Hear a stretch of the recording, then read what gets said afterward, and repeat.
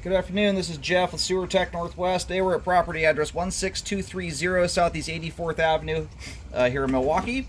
I describe everything as if you were standing in the street. In this case, facing the home in general from the street, which obviously you're not looking at the front door from that orientation, but I'm going to consider that the front of the house for this particular example here. So on the right side of the home, right between this unit and the unit to the right of the home here, you have a big, huge steel cover plate that says sewer on top. You can't miss it. It's got a nice big 4-inch ABS cleanout as our point of access. We're going to check the overall condition and serviceability of the sanitary sewer line.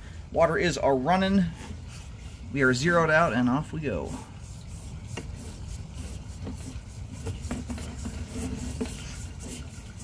All right, looks like we transitioned there pretty quick after dropping in over to what appears to be concrete pipe. But thus far, it's graded nicely and clean. My camera right now is situated sideways. That's why the water is on the right side of the screen like it is.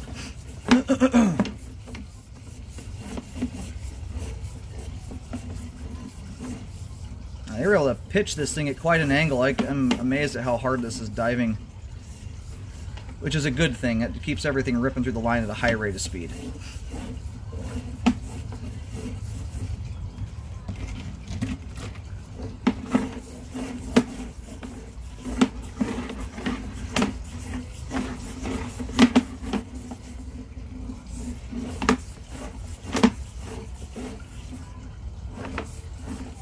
You know, here in a moment, I'm actually surprised we haven't hit the main yet.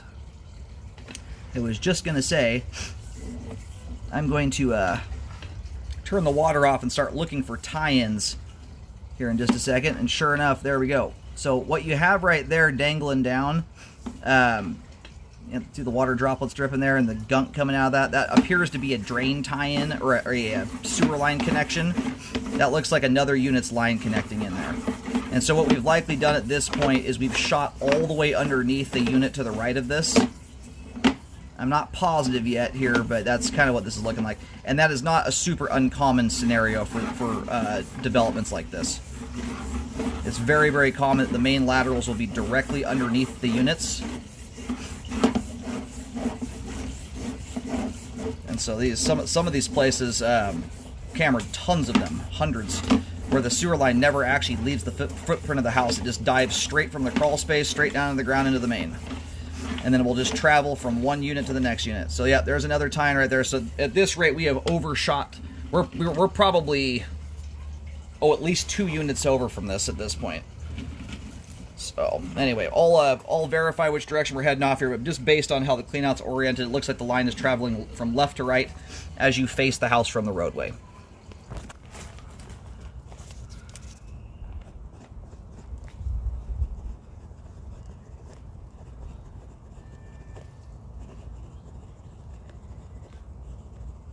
Alrighty, I've turned the water off. I don't have any control over the adjacent units.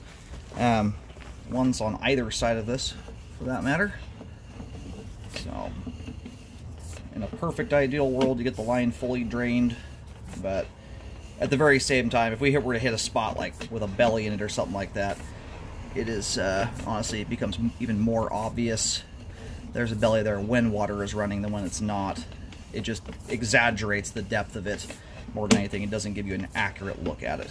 So, and when it comes to these kinds of places, because they are park maintained, I tend to generally recommend stuff on big picture items, stuff that is very high risk, that's likely to cause problems for everybody, because they usually will not go fixing stuff in here unless it's a big problem, not stuff that will only cause issues when the line's being heavily abused. All that PVC pipe there looks great.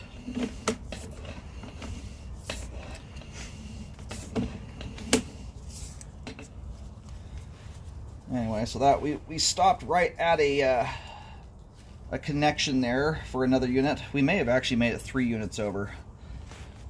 We shall see here. We'll count the tie-ins coming back.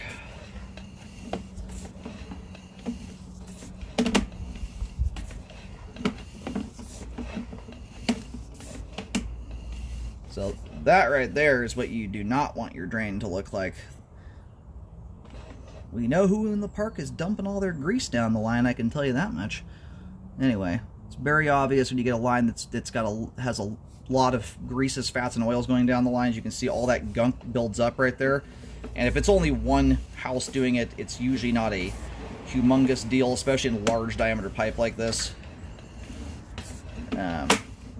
But I mostly show that for educational purposes.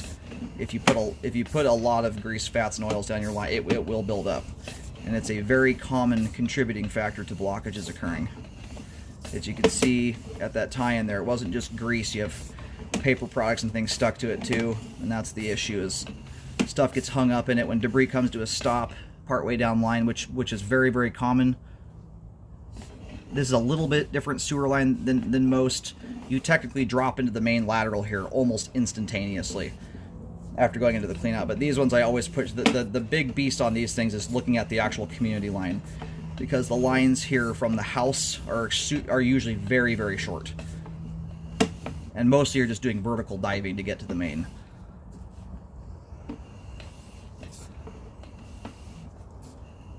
Anyway,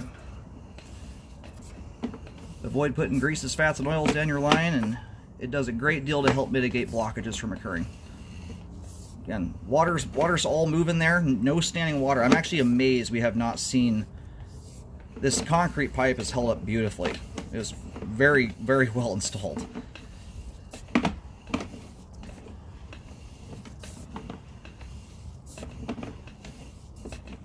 Well, I can tell you this, we made it at least 2 units over.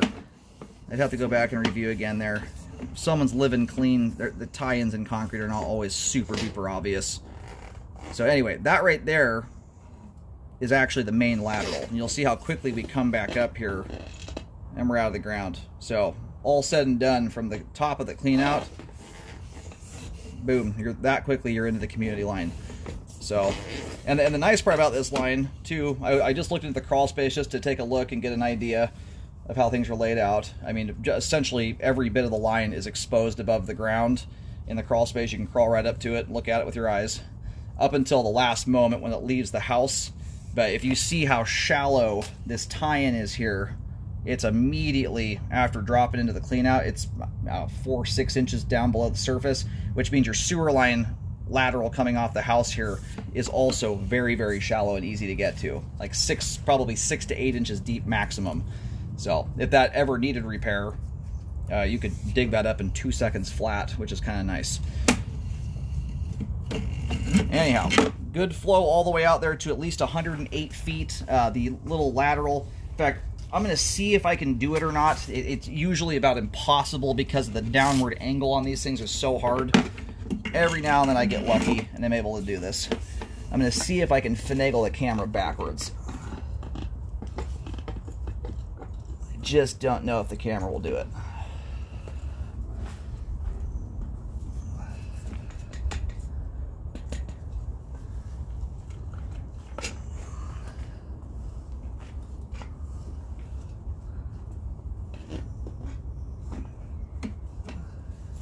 Anyway, I'm not going to push way back. This is a directional style cleanout that's not actually intended for things to go backwards through it. And honestly, from this vantage point right here, I can see dang near to the foundation wall, honestly. It's only about 3 feet from here to the house. Right there, we get it. Right there, we are looking all the way to the foundation of the home, or I guess what you would call a foundation. Super clean line. This is a really good example of how to treat a sewer line. This line right here coming off this house does not have a speck of buildup in it. Anyway, if you're unfamiliar with grease and those habits, kind of the rule of thumb I tell most people to live by that mitigates most buildup is if you've got enough grease or oil on your pans, especially when they're hot, if there's enough on there, you turn that pan sideways. If it runs off the pan in beads or worse, that's when you want to do something about it. Let the pan cool down, wipe it out with a paper towel, scrape it off into a garbage after it's cooled, obviously, and or when it's in a hot state, you can use something that can handle high temperature, like a metal can, and you can pour it into it when it's still hot. A thin little coating of PAM spray, for instance, is not a big deal. Hot water and soap handles that. pretty nicely, especially because there's so little there. It's mitigating the big bulk of it that is really what you want to try and aim for. Anyhow, nice looking sewer line, both the lateral coming off the home as well as the main lateral there out to 108 feet functions beautifully. There is not a single inch of the line that is settled, which is incredible. All of it's in good shape, and the main lateral and both the lateral coming off this house are very, very clean. Sewer line is functioning properly at this time.